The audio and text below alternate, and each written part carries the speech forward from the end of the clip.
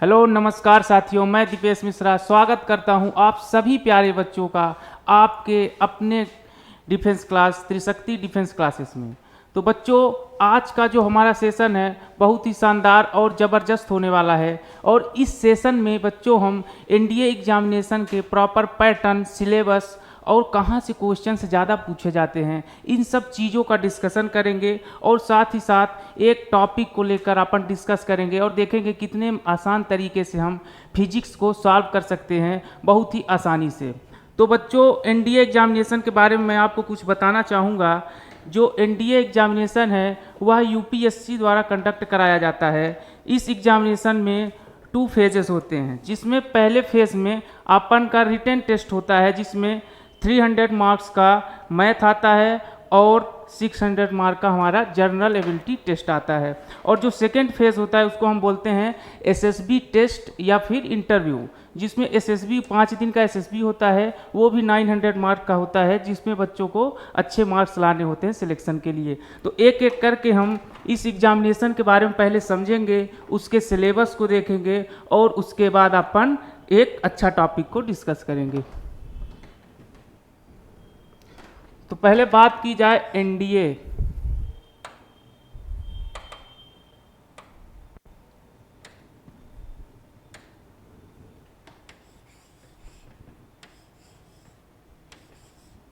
NDA जो examination है इसको कंडक्ट कराता है हमारा UPSC, union public service commission. तो ये एग्जामिनेशन के 2 फेजेस होते हैं। पहला हमारा होता है रिटन एग्जामिनेशन और जो सेकंड होता है हमारा एसएसबी इंटरव्यू। तो जो हमारा रिटन एग्जामिनेशन होता है वो होता है 900 मार्क्स का और एसएसबी भी हमारा 900 मार्क्स का होता है। तो अब रिटन एग्जामिनेशन की बात की जाए, इस पे 2 पेपर होते हैं, 2 पेपर्स होते हैं। पहला मैथमेटिक्स का होता है,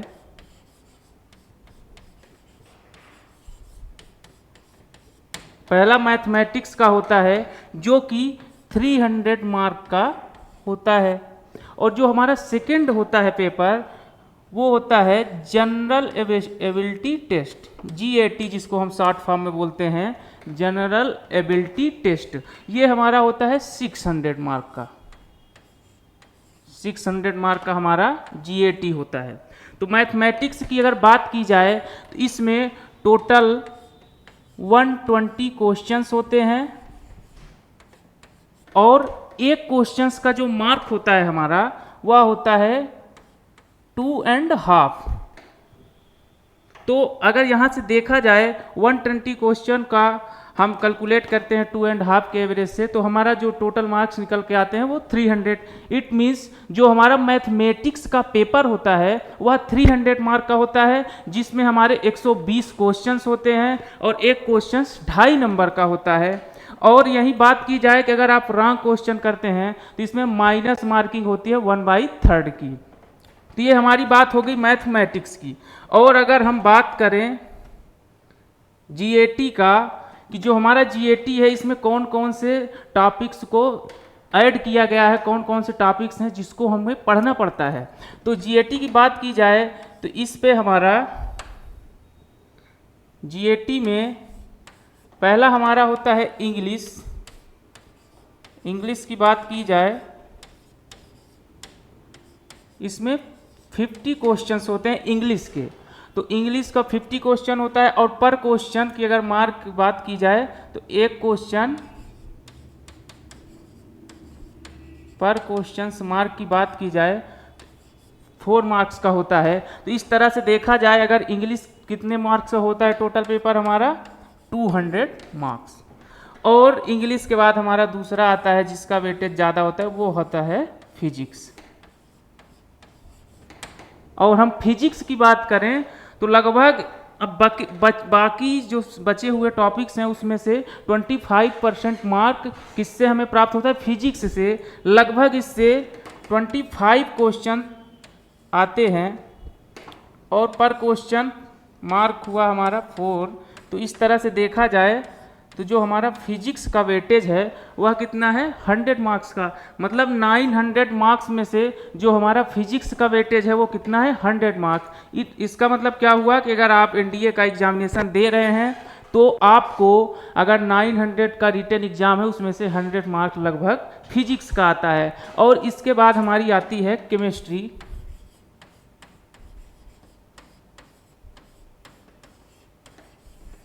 केमिस्ट्री की बात की जाए तो लगभग 20 क्वेश्चंस आते हैं।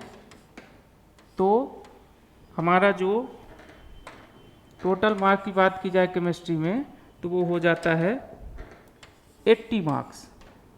और इसके बाद बायोलॉजी अभी ऐड है इसी में, जनरल एबिलिटी टेस्ट में। बायोलॉजी के लगभग 10 क्वेश्चंस आते हैं यानी 40 मार्क्स। और रेस्ट ऑफ चीज़ें जो हैं आपकी, जैसे कि अपना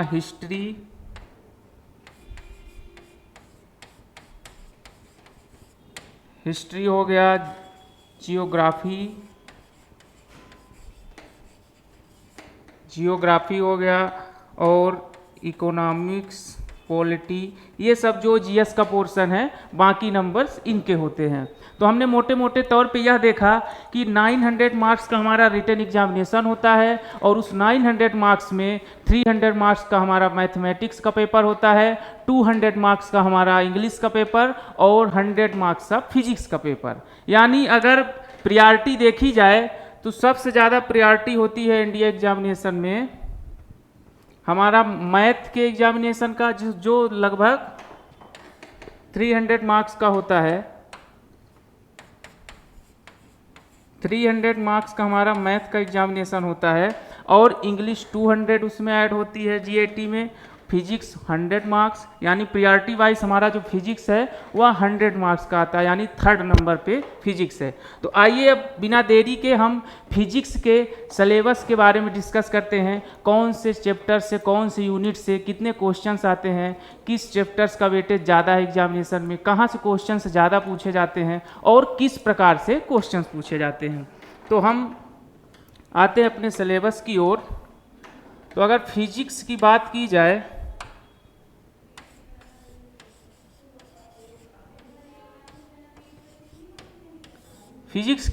जाए तो हम फर्स्ट यूनिट कंसीडर करते हैं physical property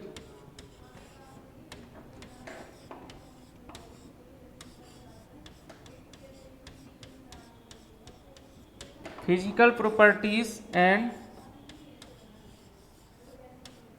state of matters. तो अगर हम बात करें पहली यूनिट की तो इसमें हम क्या देखते हैं, physical properties and state of matters. तो इस टॉपिक के अंतर्गत जो सब टॉपिक्स होते हैं हमारा, जिसमें हम मास को अच्छे से स्टडी करते हैं, जो हमारे एग्जामिनेशन पे इम्पोर्टेंट रखते हैं, मास, वॉल्यूम, डेंसिटी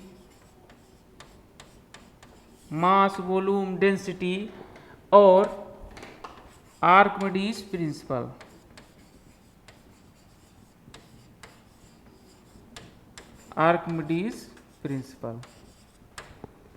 तो इस यूनिट के अंतर्गत हम मेनली 4 टॉपिक्स को स्टडी करते हैं, जिसमें हमारा मास होता है, volume, density and Archimedes principal होता है। और जो हमारा सेकेंड यूनिट आता है उसको अपन बोलते हैं laws of motion.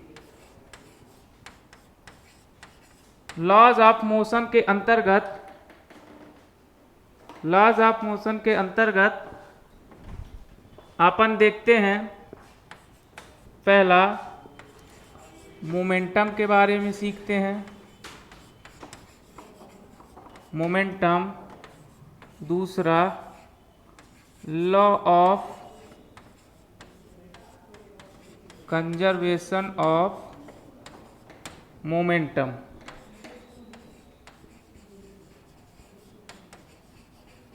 Law of conservation of momentum.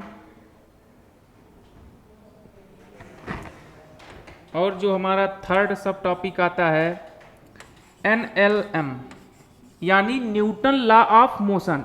Newton law of motion में हम अपन 3 टाइप्स ऑफ लॉ इसको पढ़ते हैं, जिसमें पहला inertial law of motion, second one is law of momentum and third one is action reaction law. और इसके बाद अपन आगे बढ़ते हैं थर्ड यूनिट की ओर।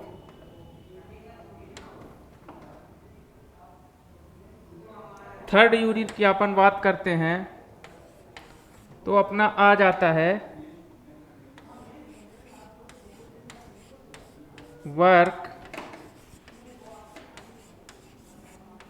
Energy and power. तो थर्ड यूनिट पे अपन वर्क के बारे में स्टडी करते हैं, वर्क डन क्या होता है उसको देखते हैं, और फिर एनर्जी देखते हैं, टाइप्स ऑफ एनर्जी के बारे में देखते हैं, एनर्जी ट्रांसफॉर्मेशन के बारे में देखते हैं, और लास्ट में अपन पावर को डिस्कस करके इस यूनिट से आगे बढ़ जाते हैं। तो ये हम जो टॉपिक्स लिख रहे हैं, जो यूनिट्स का नाम लिख रहे हैं, यह इंपॉर्टेंस रखते हैं काफ़ी ज़्यादा एनडीए के एग्जामिनेशन में। और जो हमारा फोर्थ यूनिट है वह है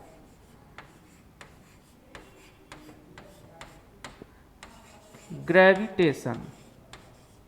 तो ग्रेविटेशन की बात की जाए तो ग्रेविटेशन में अपन पढ़ते हैं law of universal law of gravitation, gravitational potential energy को अपन डिस्कस करते हैं, और इस ग्रेविटेशन का हमारे डेली लाइफ में यूज क्या है, वहाँ से अपन को क्वेश्चन बना के पूछा जाता है कि क्या यूजेस है ग्रेविटेशनल के, कुछ एग्जांपल्स देंगे और वहाँ से आपको ऑप्शन चूज करने को मिलेगा। तो ये हो जाता है हमारा ग्रेविटेशनल की बात।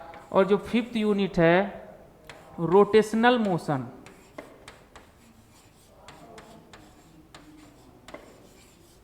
रोटेशनल मोशन, तो हमारी जो फिफ्थ यूनिट की बात की जाए रोटेशनल मोशन के अंतर्गत अपन पढ़ते हैं सेंटर ऑफ मास और मोमेंट ऑफ इनर्शिया को डिस्कस करते हैं, और सर्कुलर मोशन के बारे में थोड़ा बहुत इसमें देखते हैं। हालांकि यहाँ से क्वेश्चंस बहुत ही 1 या 2 क्वेश्चन शायद पूछे जाते हैं, बाकी इसके अलावा ये ज़्यादा वेटेज नहीं रखता, फिर भी 1 या 2 क्वेश्चन हमेशा आते हैं। तो अगर बात की जाए कि इन सब में से सबसे इम्पोर्टेंट क्या है, तो जो लॉज ऑफ मोशन है, मैकेनिक्स का टॉपिक है, यहाँ से अपने को क्वेश्चन 3 से 4 क्वेश्चन पूछे जाते हैं। हमेशा की बात है, जो लॉज ऑफ मोशन है यहाँ से अपना 3 से 4 क्वेश्चन बनता है एनडीए के एग्जामिनेशन में। अब अपन बात करें 6th यूनिट की, तो 6th यूनिट अपनी आती है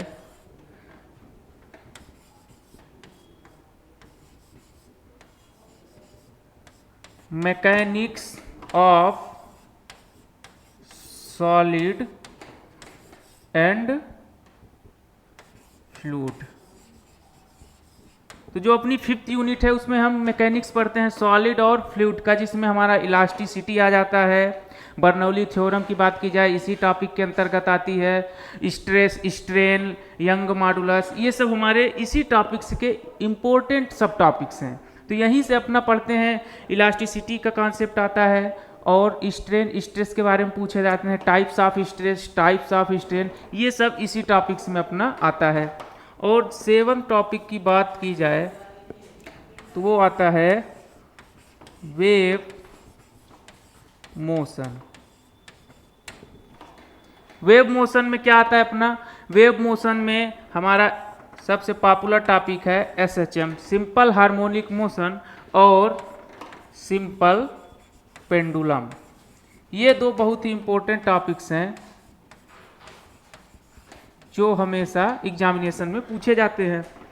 तो अब 8th यूनिट की बात की जाए तो जो अपनी 8th यूनिट है वह है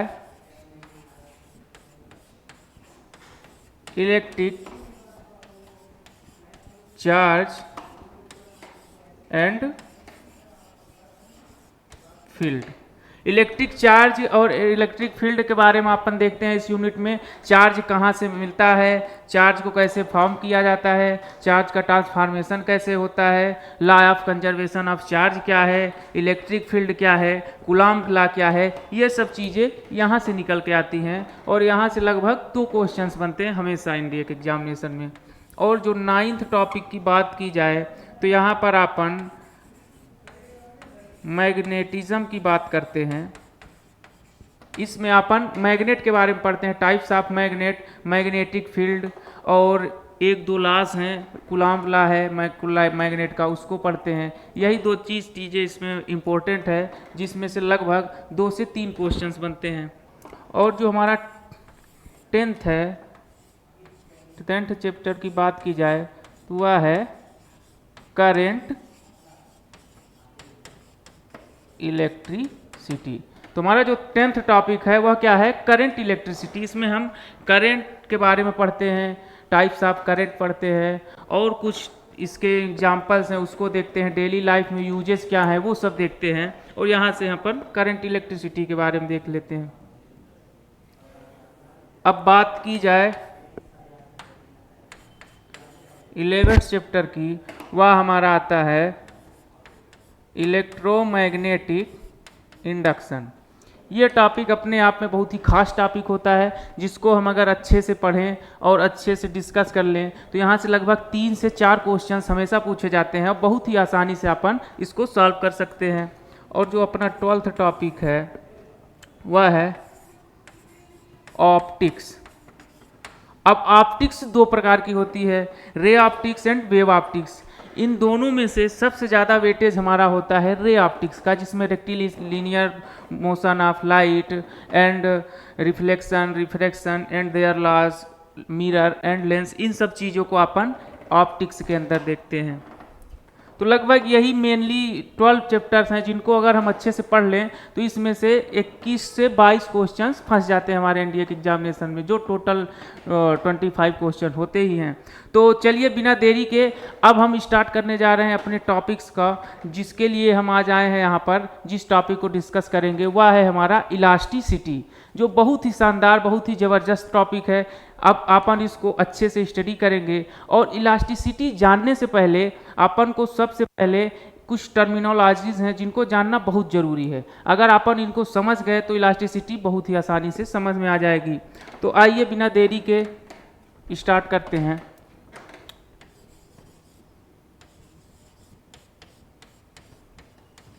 जो हमारा टॉपिक है मैटर। तो इलास्टिसिटी पढ़ने से पहले हम थोड़ा मैटर के बारे में डिस्कस कर लें, ताकि हमको इलास्टिसिटी अच्छे से समझ में आ जाए। तो मैटर क्या है, तो मैटर की बात की जाए तो यूनिवर्स में जितनी भी चीज़ें हमको दिख रही हैं या फिर नहीं दिख रही हैं, फील हो रही हैं, वो हर चीज़ें किस चीज़ से मिलकर बनी हैं, उनको हम क्या बोलते हैं, मैटर। तो मैटर की अगर डेफिनीशन की बात की जाए, डेफिनीशन की बात की जाए, anything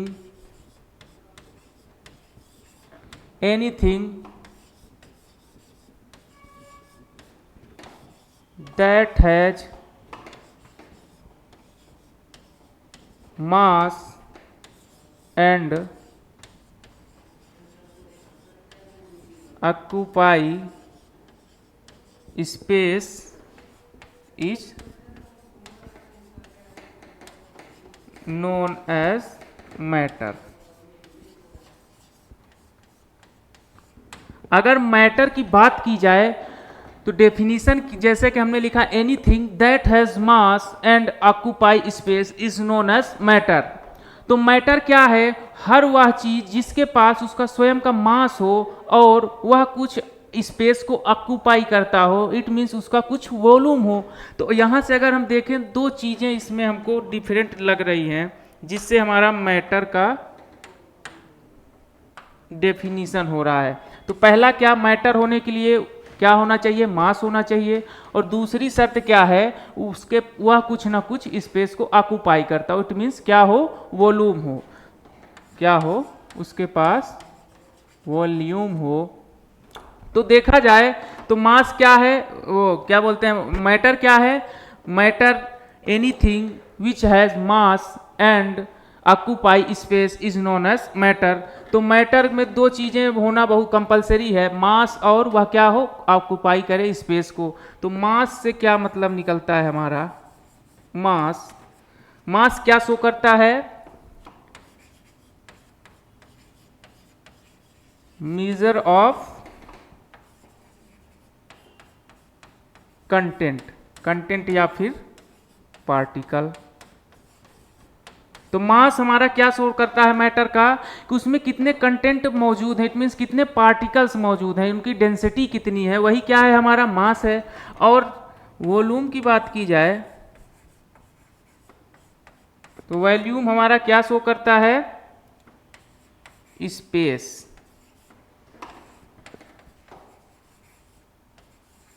ऑक्यूपाई। इट मीन्स कि हमारा जो मैटर है वह कितना स्पेस को कवर अप कर रहा है, वही क्या है हमारा वॉल्यूम है। तो मैटर क्या हुआ, मैटर वह हर चीज जिसके पास उस मास हो और साथ ही साथ वह क्या करता हो, वॉल्यूम को ऑक्यूपाई करता हो, स्पेस को ऑक्यूपाई करता हो।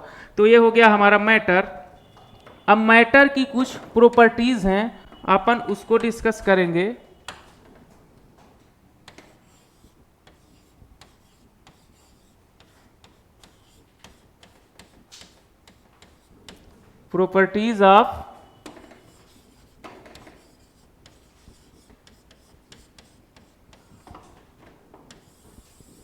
Properties of matter.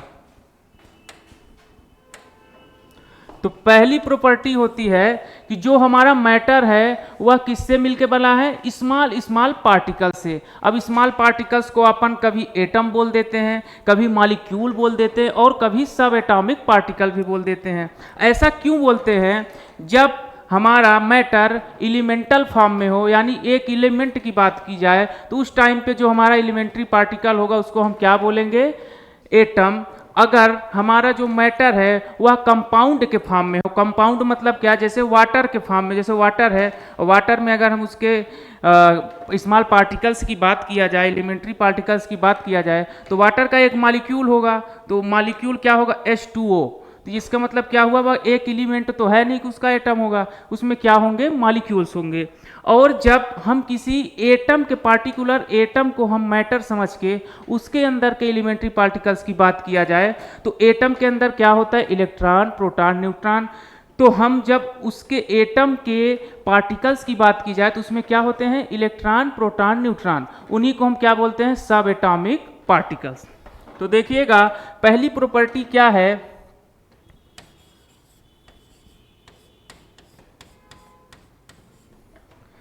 मैटर और मेड अप ऑफ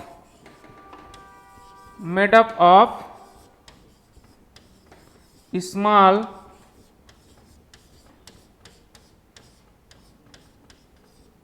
पार्टिकल्स। तो जो हमारा मैटर है स्मॉल स्मॉल पार्टिकल्स से मिलकर बना हुआ होता है। For example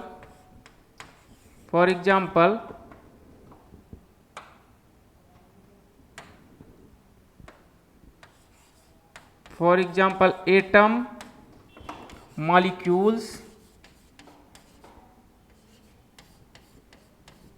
and subatomic particle। तो जो हमारा मैटर है वह स्मॉल स्मॉल पार्टिकल्स से मिलकर बना है, और वह पार्टिकल्स को हम क्या क्या बोल सकते हैं, एटम, मॉलिक्यूल्स और सब atomic particles like electron, proton, neutron. जब हमारा मैटर एलिमेंट के फॉर्म में होगा उस टाइम पे जो उसका एटॉमिक पार्टिकल होगा वो एटम होगा, और जब किसी कंपाउंड के फॉर्म में मैटर होगा उस टाइम पे जो उसका एलिमेंट्री पार्टिकल होगा वह मॉलिक्यूल होगा। और जब हम किसी पर्टिकुलर एटम की बात करें तो उस टाइम पे उस एटम के जो एलिमेंट्री पार्टिकल्स होंगे उनको अपन क्या बोलेंगे, इलेक्ट्रॉन, प्रोटॉन एंड न्यूट्रॉन। तो ये हमारी फर्स्ट प्रॉपर्टी हो गई। और सेकेंड प्रॉपर्टी की बात की जाए तो सेकेंड प्रॉपर्टी क्या बोलती है, there is a gap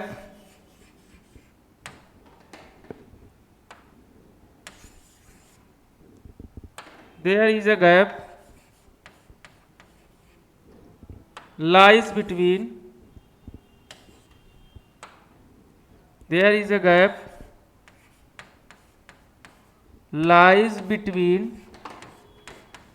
to atom. दो एटम्स के बीच में मैटर के दो एटम्स के बीच में कुछ ना कुछ गैप हमेशा मौजूद होता है, चाहे वह सॉलिड हो, लिक्विड हो, गैस हो, कुछ भी हो। और जो थर्ड प्रॉपर्टी अपनी आती है, the third one is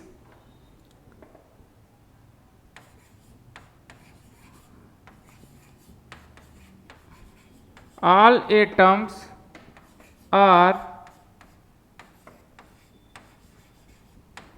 atoms are joined together with a force of attraction,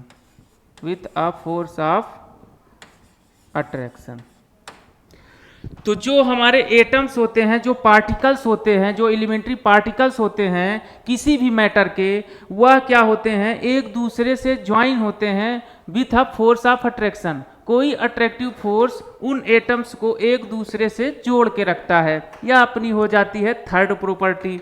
और फोर्थ प्रॉपर्टी की बात की जाए मैटर के, फोर्थ प्रॉपर्टी की अगर हम बात करें तो जो हमारा मैटर होता है वह कंप्लीटली डिपेंड करता है उसके स्टेट पे कि उसकी क्या प्रॉपर्टीज होंगी। तो हम फोर्थ इसकी प्रॉपर्टीज क्या लिख सकते हैं कि जब properties of matter completely depends upon its state. तो अब अपन प्रॉपर्टीज हो गई हैं, अब हम इस मैटर के स्टेट के बारे में क्लासिफिकेशन करेंगे और समझेंगे कि कितने स्टेट पे मैटर एग्जिस्ट करता है और कौन कौन से स्टेट हमारे एग्जामिनेशन के लिए इम्पोर्टेंस रखते हैं। तो अगर स्टेट ऑफ मैटर्स की बात की जाए,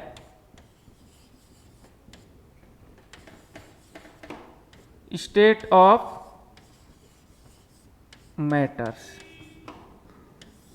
तो स्टेट ऑफ मैटर्स की बात की जाए तो इसको 5 टाइप से क्लासिफाई किया जाता है। इट मीन्स 5 प्रकार के स्टेट्स होते हैं मैटर के, यानी मैटर 5 स्टेट्स में एग्जिस्ट करता है। लेकिन हमारे एग्जामिनेशन के पॉइंट ऑफ व्यू से केवल 3 स्टेट इंपॉर्टेंस रखते हैं, उसी से क्वेश्चन हमेशा बनते हैं।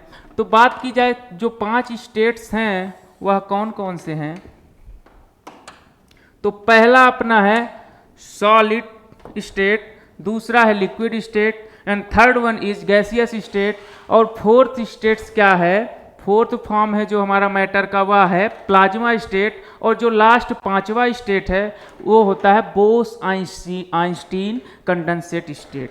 तो यानी 5 स्टेट पे अपना मैटर एग्जिस्ट करता है। तो पहला जो होता है उसको हम क्या बोलते हैं, solid state. Second one is liquid state, third is gaseous state,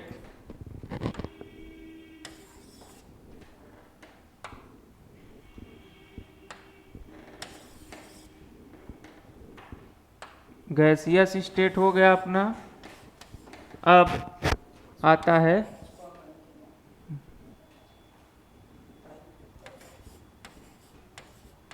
plasma state, और जो अपना 5वां आता है वह होता है बोस आइंस्टीन कंडेंसेट स्टेट।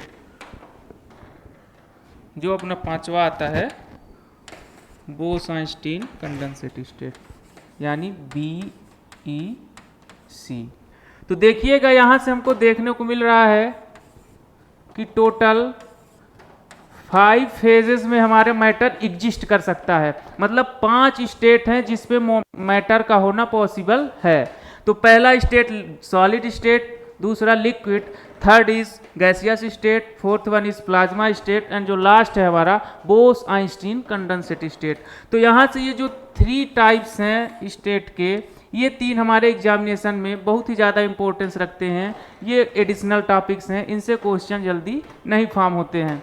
तो अगर हम इन तीनों को पहले कंपैरिजन करेंगे, इन तीनों को कंप्लीट होने के बाद ये जो बाकी के 2 स्टेट हैं अपन इसको अच्छे से डिस्कस करेंगे, जो बहुत ही इंटरेस्टिंग टॉपिक्स हैं। इन दोनों को अपन लास्ट में डिस्कस करेंगे। पहले इन तीनों को कंपैरिजन करके इनका सिमिलरिटी, इन तीनों में डिफरेंस क्या क्या एक दूसरे से इंटर रिलेट करते हैं, ये सारी चीज़ें समझेंगे और उसके बाद अपन इन दोनों को डिस्कस करेंगे।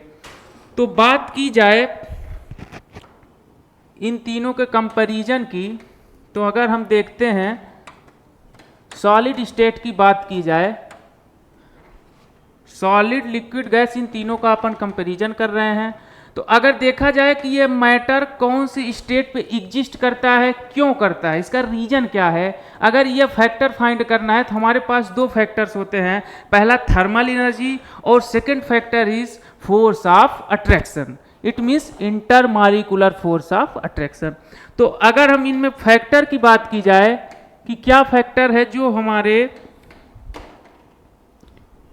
मैटर को क्लासिफाई करता है कि वह कौन से स्टेट पे होगा, तो क्या लिख सकते हैं हम, टॉपिक डाल सकते हैं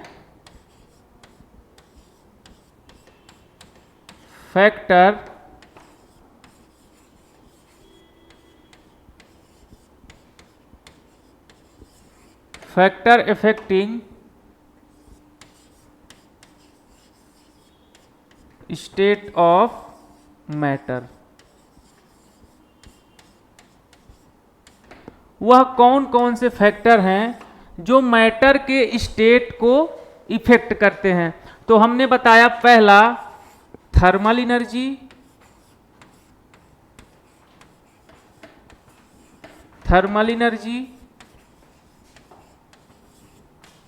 और दूसरा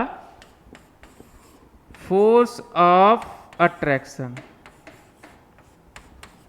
तो हमारा जो मैटर है वह क्लासिफाई होता है कि वह कौन से स्टेट पे एग्जिस्ट करेगा, वह दो चीज़ों पे डिपेंड करता है, पहला फोर्स ऑफ अट्रैक्शन और दूसरा थर्मल एनर्जी। थर्मल एनर्जी की बात की जाए तो जो हमारा थर्मल वर्ड है इससे क्या रिलेट हो रहा है, टेम्परेचर। थर्मल किससे रिलेशन रखता है, टेम्परेचर से, इट मीन्स हीट से। हीट क्या है, एक फॉर्म ऑफ एनर्जी है। और जो फोर्स ऑफ अट्रैक्शन है वह किस पे डिपेंड करता है, डेंसिटी पे, कि उस मैटर की डेंसिटी कितनी है। तो थर्मल एनर्जी यानी टेम्परेचर किससे रिलेशन रखता है, हमारे स्टेट ऑफ मैटर से। और जो फोर्स ऑफ अट्रैक्शन है वह किससे रिलेशन रखता है, डेंसिटी से। जितनी ज़्यादा डेंसिटी होगी उसका मतलब क्या हुआ, force of attraction between their atoms or molecules are strong. तो यहाँ से हम क्या बता सकते हैं, अगर हम थर्मल एनर्जी को बढ़ाएंगे, किसी भी मैटर की थर्मल एनर्जी को अगर हम बढ़ाते हैं तो क्या होता है, उस जो पार्टिकुलर मैटर है वह धीरे धीरे किसकी ओर टेंड करने लगता है, गैसियस स्टेट की ओर। किसकी ओर, गैसियस स्टेट की ओर। फॉर एग्जाम्पल हम क्या लेते हैं, आइस का एक सॉलिड आइस लेते हैं और उसको हम हीट करने लगते हैं। हीट करेंगे तो पहले वह लिक्विड में कन्वर्ट होगा और लिक्विड में कन्वर्ट होने के बाद फिर हम इसको हीट करते हैं तो वह क्या हो जाता है, गैस में चेंज हो जाता है। इसका मतलब क्या, जैसे जैसे हम हीट को बढ़ाएंगे वह क्या होगा, गैसियस स्टेट की ओर मूव करने लगेगा।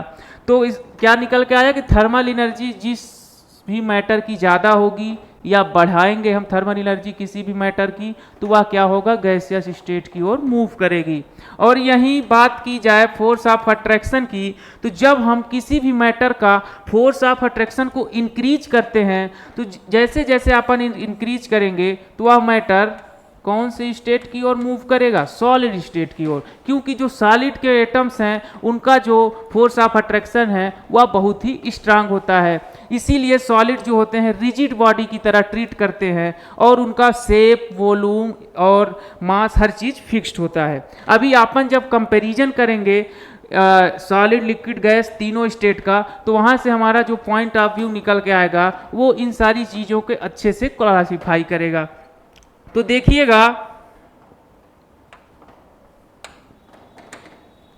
अब अपन देखते हैं classification on the basis of their properties. अब हम कंपैरिजन करते हैं तीनों स्टेट का, solid state, liquid state and gaseous state.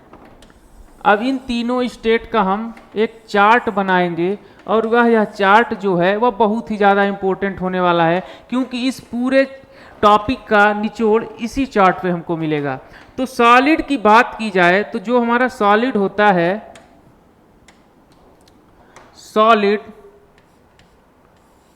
उसके जो एटम्स होते हैं वह एक दूसरे से क्लोजली बाउंडेड होते हैं। इसका मतलब क्या हुआ कि जो उनके एटम्स के बीच का जो फोर्स ऑफ अट्रैक्शन है वह बहुत ही ज़्यादा स्ट्रांग होता है। और दूसरी बात की जाए, सॉलिड और लिक्विड की बात की जाए तो जो उसके मॉलिक्यूल्स होते हैं वह भी फोर्स ऑफ अट्रैक्शन फील करते हैं एक दूसरे से, लेकिन सॉलिड के कंपैरिजन में कम होते हैं, जिसकी वजह से हम वाटर के शेप को चेंज कर सकते हैं। अगर हम पानी में बॉटल के रखेंगे, बॉटल में पानी को रखेंगे तो हमारा जो शेप हो जाएगा उस पानी का, और बॉटल का शेप हो जाएगा। अगर हम उसको मग में रखेंगे तो मग का शेप ले लेगा। तो इसका मतलब क्या, इस लिक्विड पे क्या होता है, force of attraction between their molecules कम होता है एज कंपेयर टू सॉलिड। और जब हम गैस की बात करें तो गैस पे क्या होता है, बहुत ही लेस फोर्स फील होता है उनके एटम्स के बीच, बहुत ही लेस, लगभग निग्लेजिबल फोर्स फील होता है उनके एटम्स के बीच। तो सॉलिड, लिक्विड और गैस तीनों का हम कंपैरिजन करते हैं। पहला, मास, दूसरा शेप के बेसिस पे, और तीसरा वॉल्यूम की बेसिस पे, चौथा डेंसिटी के बेसिस पे, पांचवा thermal energy and force of attraction के बेसिस पे। तो देखिएगा, हम ये 5 पैरामीटर लिए हुए हैं और इस पैरामीटर से हम डिफरेंशिएट करेंगे इन तीनों स्टेट्स को। तो पहला बात की जाए मास का, तो सॉलिड का मास फिक्स्ड होता है और लिक्विड का भी सेम ही होता है और गैसियस स्टेट में भी सेम होता है। क्या मतलब हुआ, कोई सॉलिड है तो उसका मास फिक्स्ड होगा, पानी है लिक्विड फॉर्म में तो पानी का भी मास एक फिक्स्ड होगा, चाहे आप उसको जहां पर रखें। और गैस की भी बात की जाए तो उसका भी मास हर जगह सेम होता है। अब बात की जाए शेप के बारे में, तो इसकी शेप क्या होती है, डेफिनिट होती है। इट मीन्स हर जगह शेप फिक्स्ड होती है। और लिक्विड की बात की जाए तो लिक्विड का शेप फिक्स नहीं होता, उसको जिस कंटेनर पे रखा जाता है वह उसी कंटेनर का शेप ले लेता है। और वो गैस की भी बात की जाए तो वो भी क्या करता है, कंटेनर का शेप ले लेता है। तो अगर शेप के आधार पे हम इन तीनों को क्लासिफाई करें तो जो हमारा सॉलिड होता है उसका शेप डेफिनिट होता है, इट मीन्स फिक्स्ड होता है। लिक्विड का शेप फिक्स्ड नहीं होता, वह कंटेनर का शेप ले लेता है, जिस भी कंटेनर पे आप उसको रखेंगे वह उसी का शेप ले लेगा। और गैसियस स्टेट की बात की जाए तो वह भी क्या होता है, कंटेनर का शेप ले लेता है। और वॉल्यूम के बेसिस पे अगर हम क्लासीफाई करें तो हमारा जो सॉलिड होता है उसका वॉल्यूम फिक्स्ड होता है। कोई भी सॉलिड है तो जो उसका वॉल्यूम होगा वह फिक्स्ड होगा, आप उसको कहीं भी रखें। उसी प्रकार से लिक्विड का भी जो हमारा वॉल्यूम होता है वह भी फिक्स्ड होता है। क्यों फिक्स्ड होता है, जैसे हमारे पास 1 लीटर वाटर है तो 1 लीटर वाटर को हम चाहे बॉटल पे रखें तो भी वह 1 लीटर होगा, चाहे हम उसको मग में रखें तो भी 1 लीटर होगा। हम कहीं भी उसको रखेंगे उसका जो वॉल्यूम होगा वह 1 लीटर ही रहेगा, वह फिक्स्ड होगा। लेकिन गैस की बात की जाए तो गैस क्या होती है, हाईली कंप्रेसिबल होती है। गैस को आप प्रेशर लगा के कंप्रेस कर सकते हैं। इसलिए अब देखिए, गैस के मॉलिक्यूल्स की अगर बात की जाए तो वह एक दूसरे से दूर दूर भागते हैं, काफ़ी दूर दूर होते हैं, उनके बीच फोर्स ऑफ अट्रैक्शन बहुत ही लेस होता है, एकदम निग्लेजिबल होता है, जिस वजह से आप उसको 1 लीटर सिलेंडर पे अगर कोई गैस है 1 लीटर सिलेंडर पे, तो वह 1 लीटर पे अगर आप उसको छोड़ दिए तो वह बाहर निकल के इधर उधर एटमॉस्फेयर पे फैल जाती है। फॉर एग्जांपल, आप परफ्यूम यूज करते हैं तो परफ्यूम एक बॉटल पे होती है गैस, लेकिन जब आप उसको शर्ट पे डालते हैं, शर्ट में पड़ने के बाद वो पूरे रूम पे फैल जाती है। इट मीन्स उसका कोई वॉल्यूम फिक्स नहीं होता। तो यहाँ पे क्या हो जाएगा, नॉट फिक्स्ड। जो हमारा वॉल्यूम है गैसियस स्टेट का वह फिक्स नहीं होता। डेंसिटी की बात की जाए तो जो सॉलिड है उनकी डेंसिटी बहुत हाई होती है और जो लिक्विड है उनकी density less than solid, solid से लेस होती है। और गैसियस की बात की जाए तो बहुत ही ज़्यादा कम होती है। माने गैस जो होता है उसकी डेंसिटी बहुत ही वीक होती है। क्यों? क्योंकि उनके जो मॉलिक्यूल्स हैं वह एक दूसरे से काफ़ी दूर दूर जाते हैं। अब फोर्स ऑफ अट्रैक्शन और थर्मल एनर्जी की बात की जाए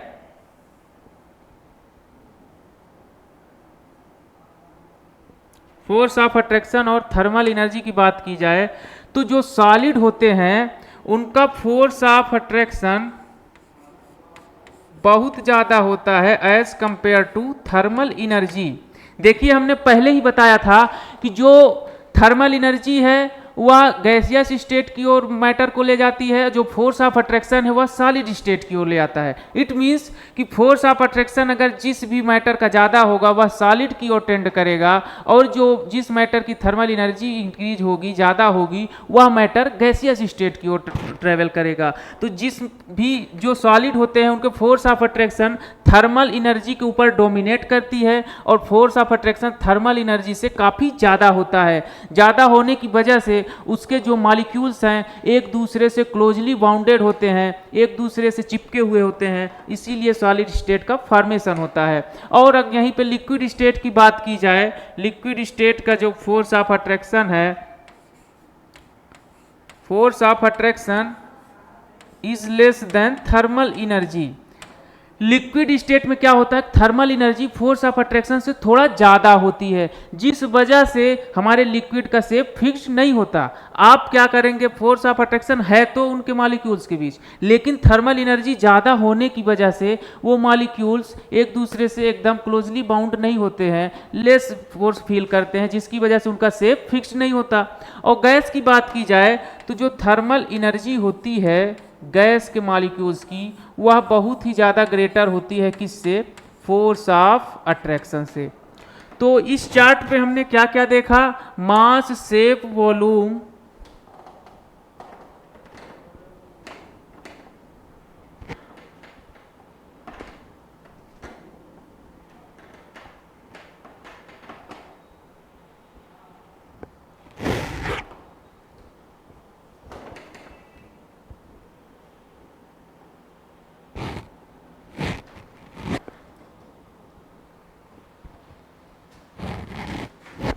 सर